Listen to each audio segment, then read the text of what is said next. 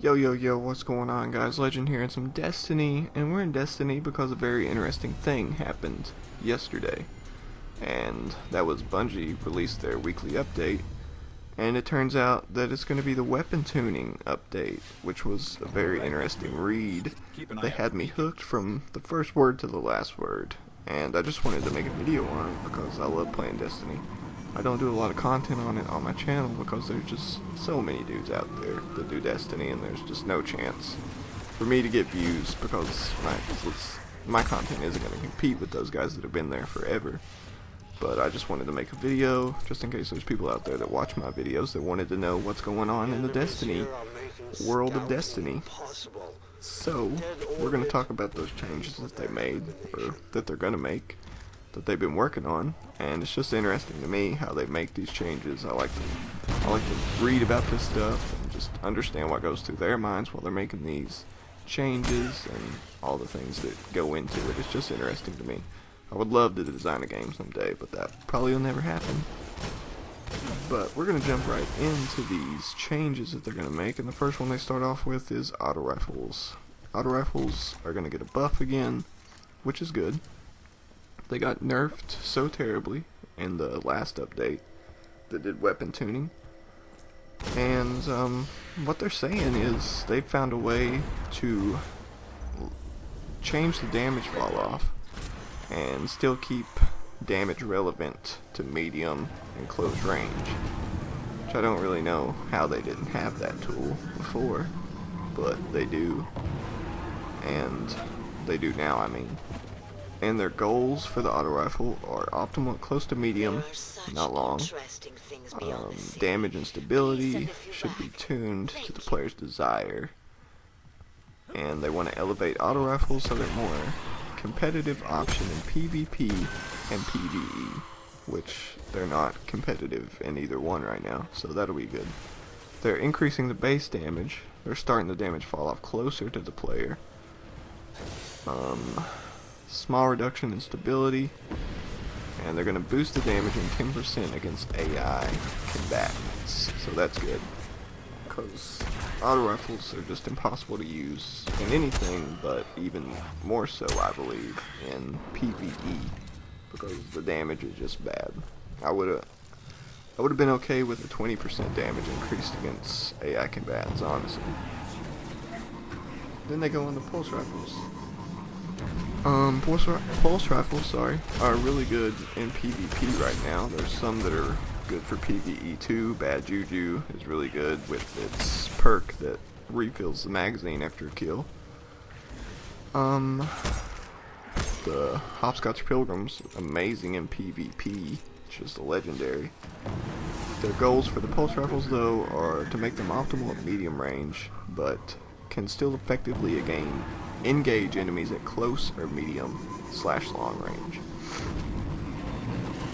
The changes they're making, they're going to reduce base damage of the medium rate of fire by about 2.5%, small reduction in the base stability, and they're going to increase the magazine for all pulse rifles. Then scout rifles. What they're wanting to do with scout rifles and what they need to do with scout rifles, which I agree 100% with their mind here, with what they're thinking, is they want to make them a more of a difficult choice to choose over a hand cannon.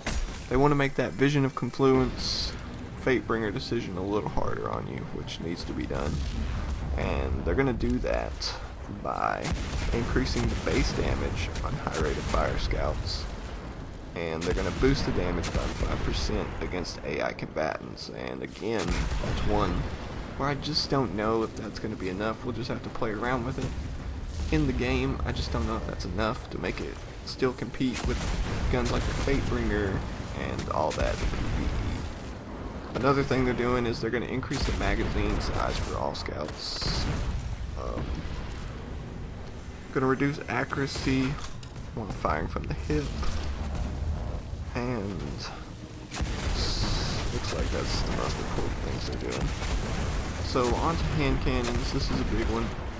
This is the favorite of the game, and either, as I would say, PvP and PvE, hand cannons are favored.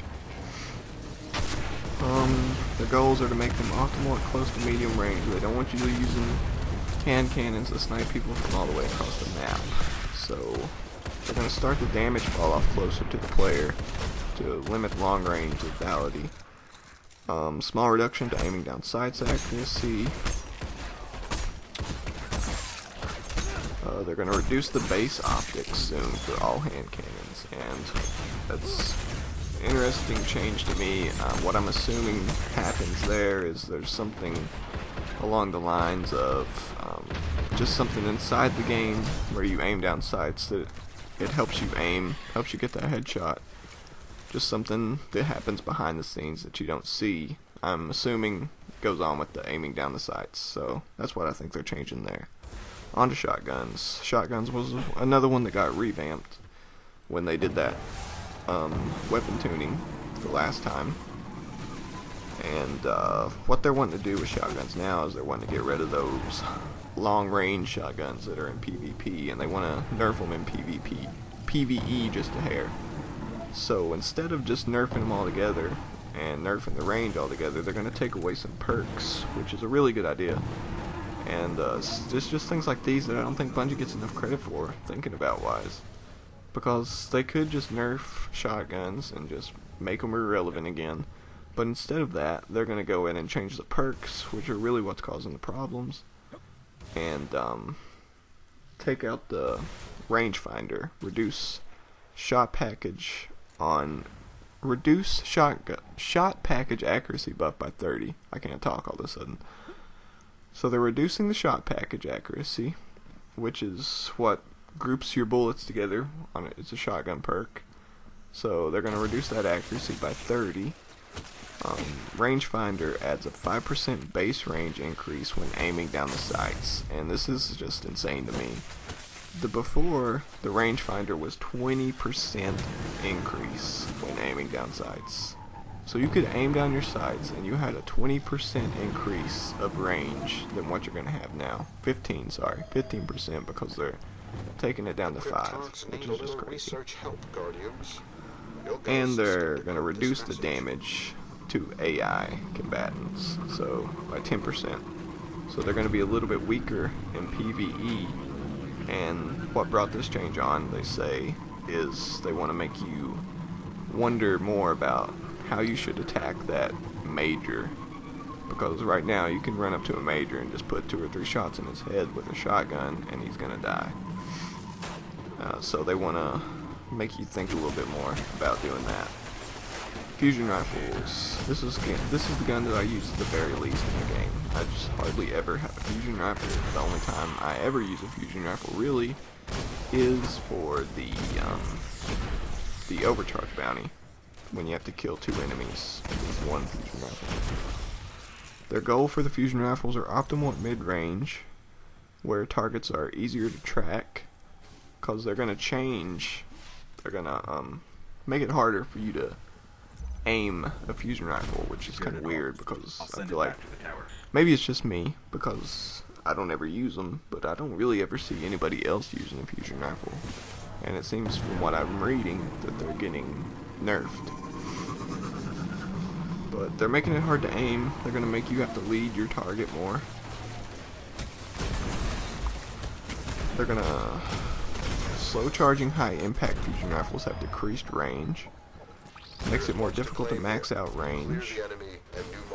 Projectile speed for fusion rifles is slightly reduced. That's the leading target I was talking about.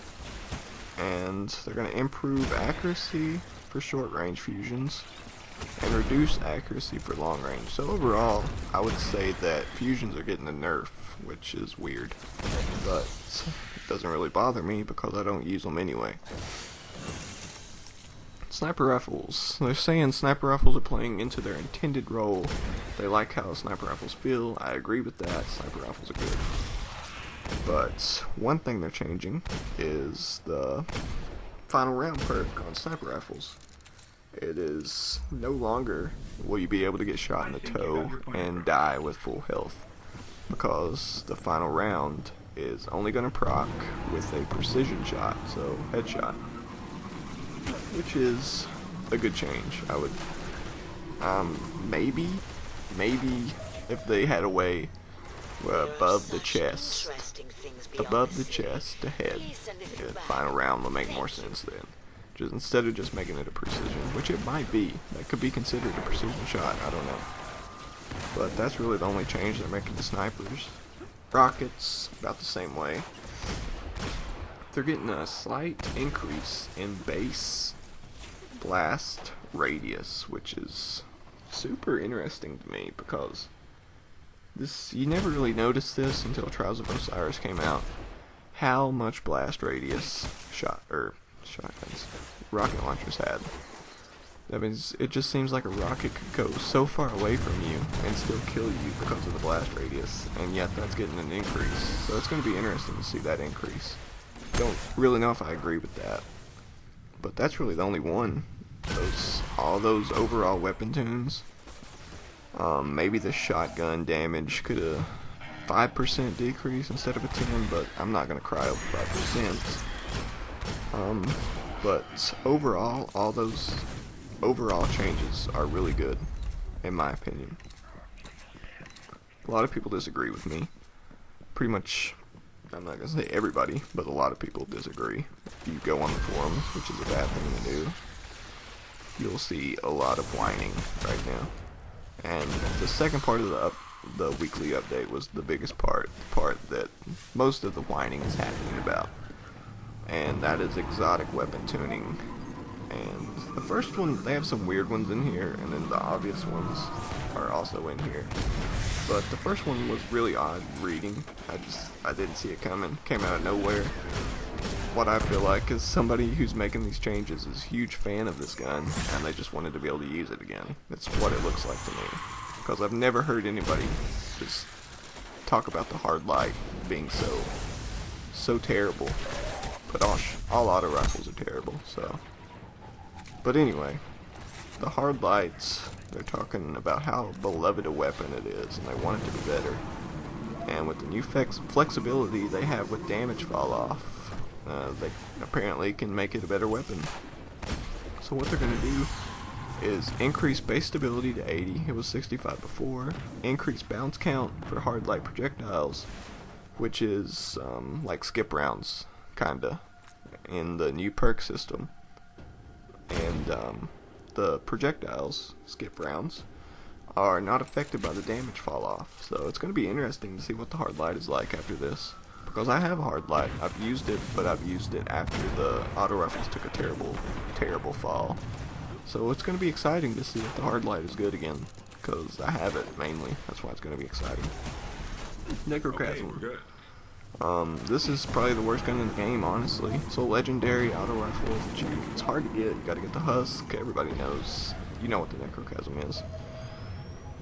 The changes they're gonna make to it to make it a better weapon. So it's getting the buff.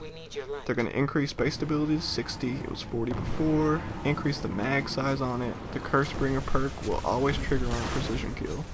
And the Cursebringer perk is like the Fatebringer perk.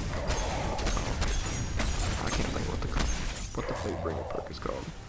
But it's what makes enemies explode around it when you get a precision shot. They're gonna increase, or they're gonna make that happen every time you get a precision shot. And they're also gonna increase the explosion radius, and it's gonna deal more damage. So it's getting a pretty decent buff, it sounds like. Those will be two guns that I'll be interested to see how they work after these changes. Last word. This was a big one of the obvious ones, I would say. The last word they revealed, which everybody knew, was the fastest time to kill primary in the game. And it's just, the range is too big on it right now. That's the problem, and I think the hip fire accuracy is a little bit too good, but they're going to reduce the range to 10. It was 20 before. They're going to reduce stability to 20. It was 30 before. Reduce range while aiming down sights, and they're going to fix the bug with the hip fire damage bonus applying incorrectly. And then probably the most obvious one is next, and that is the Thorn. The Thorn has been an interesting journey, they say, and it is going to get a nerf. It's going to reduce the base damage of the damage over time, the dot, to a third of what it was. and they're going to allow dodge to stack up 5 times across multiple landed projectiles. That's a buff, but the nerf to the damage over time is going to reduce the lethality of the weapon, so also a good change.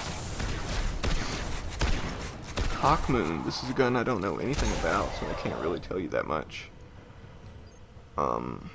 Just I can't get the weapon because I play on Xbox, so I don't really know what is gonna happen here. But they're gonna add 2 rounds to the magazine, and that's I don't know these perks, so I don't know what they do. So we're gonna skip Hawkmoon because I don't know enough of the weapon to talk about it. Here's one I do know though, and that is Icebreaker. They're gonna change the amount of recharge time from 5 seconds to 8 seconds, so it's gonna be 3 seconds longer before you can get a what am I trying to say? A shell back in your gun. So they're just changing that to 3 seconds. 3 seconds longer before it recharges. No Land Beyond. They're going to increase weapon handling and faster time to aim. Adjust the sights. And they're going to do a couple things to its perks. Black Hammer, which is really interesting to me because that's a legendary weapon. Exotics I planned on, those will be around for the Taken King when it releases. I figured, yeah, you'll be able to keep your exotics and they'll still be relevant. But they're changing the Black Hammer, the White Nail perk. It's going to start pulling ammo from your inventory, which is a huge deal to everybody. Everybody's crying, but that's what they always do. But it's just interesting that that's a legendary, and it makes me wonder, is Ascension,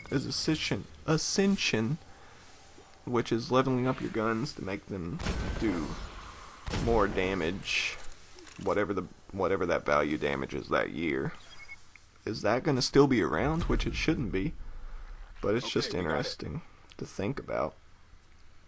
And Gjallarhorn, which is another big one. They're going to nerf it